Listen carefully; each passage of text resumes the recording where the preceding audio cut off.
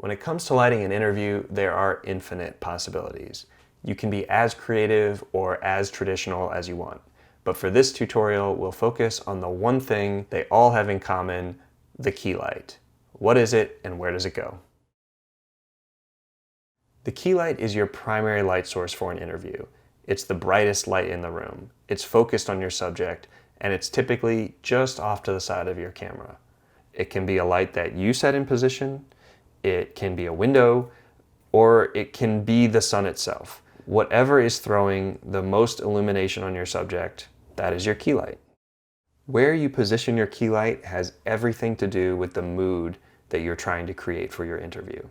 The more frontal the light, the more neutral the effect.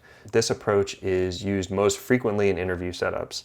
It doesn't distract the viewer or make any bold stylistic statements. It's also generally considered to be one of the most flattering ways for lighting your subject.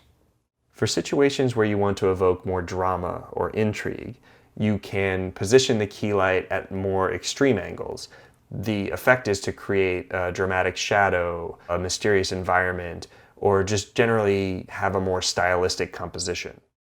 So let's break down where the light goes and what the corresponding effect will be. Let's start with the height of your key light. The most natural spot is about 2 to 3 feet above the subject's eyes. This way it won't be distracting to them while they speak with you, and it won't reflect too badly in their glasses if they happen to be wearing any. Setting the key light too high or too low can have a negative or unflattering effect on your final image.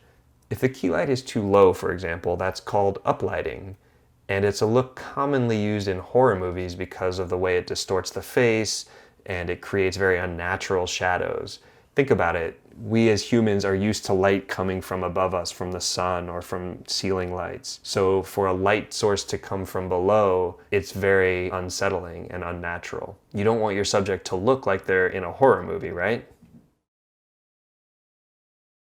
And if the light is too high, you can end up creating unflattering shadows around your subject's eyes. Being able to see their eyes is the best way to get an audience to connect with a character. So you want to make sure that your subject's eyes aren't obscured in shadow. Now let's talk about the position of the key light. As the interviewer, you'll want to situate yourself between the camera and your key. The light will fall across your subject in a more flattering way that will model their face with light and shadow and just generally make them feel more three-dimensional. If you imagine a line between you and your subject, then a standard position for your key light would be about 30 to 45 degrees away from that line. This position will create a nice balance of light and shadow on your subject. It's often called Rembrandt lighting because of the tiny triangle of light that remains on the far side of your subject's face. It's an effect most famously captured by the 17th century Dutch painter. Bringing the light closer to the camera at an angle of less than 30 degrees will wash the subject in light, removing shadows and contrast. It's good for smoothing out wrinkles, but not very visually interesting. Conversely, moving the light to a more extreme angle, like 90 degrees, will create the dramatic effect we discussed earlier. Use this technique sparingly and only when it makes sense in the context of your story. So, to recap, the height of the light should be above the eye line of your subject. Place yourself as the interviewer between the camera and the key light, and position the light at an angle to your subject that reflects the mood of your piece.